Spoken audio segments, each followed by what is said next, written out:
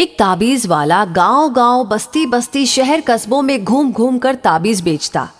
धीरे धीरे उसकी प्रसिद्धि इतनी हो गई कि उसके पहुंचने से पहले ही उसके आने की खबर फैल जाती।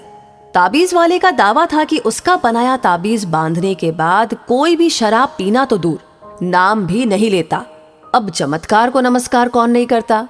इस दावे में सब अपने सुखों की कुंजी खोजने लगे। सुख को जीने की परिकल्पना ही कभी कभी थोड़ा बहुत दुख हर लेती है। अमीर गरीब का कोई भेद नहीं होता। ताबीज पाने के लिए औरतों का हुजूम लगा रहता। जो स्वयं बाहर निकल सकती थी स्वयं खरीदती।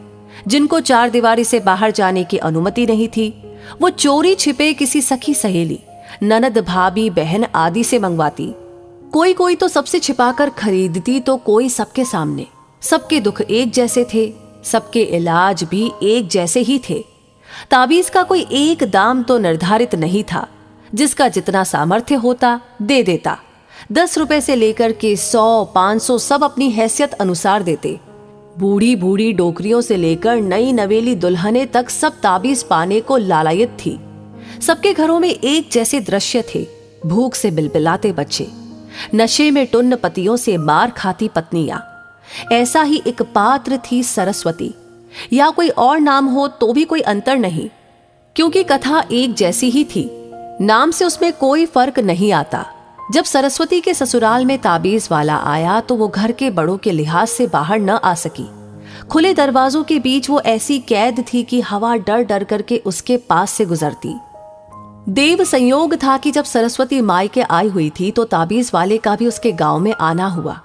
परंतु मर्यादाओं के बंधन इतने पक्के थे कि सरस्वती किसी को ये कहने की हिम्मत न जुटा सकी कि उसे भी ताबीज चाहिए। उहापोह में रात हो गई। वो रात भर सोचती रही, अभी नहीं तो कभी नहीं, ये अवसर नहीं चूकना उसे। सुबह मुंह अंधेरे उठकर कुछ मुड़े तुड़े नोट ब्लाउज में रखे, एक पानी का लोटा लिया हाथ में और बिना कोई पदचाप की ध्वनि किए घर से निकल आई। जिस तरफ गांव से बाहर ताबीज वाले ने अपना तंबू लगाया था, सिर पर पांव रखे आ गई। परंतु हाय री किस्मत, ताबीज वाला तो जा चुका था। सूरज किसी अंधेरी खोह से बेरौनक सा निकल रहा था। इस कहानी के बारे में आपकी क्या राय है, हमें जरूर बताएं। और अगर वीडियो अच्छी लगी हो तो इसे शेयर जरूर करें। और साथ ही साथ हमेशा ऐसे वीडियोस आपको मिलते रहे उसके लिए हमारे पेज को फॉलो करना ना भूलें। धन्यवाद।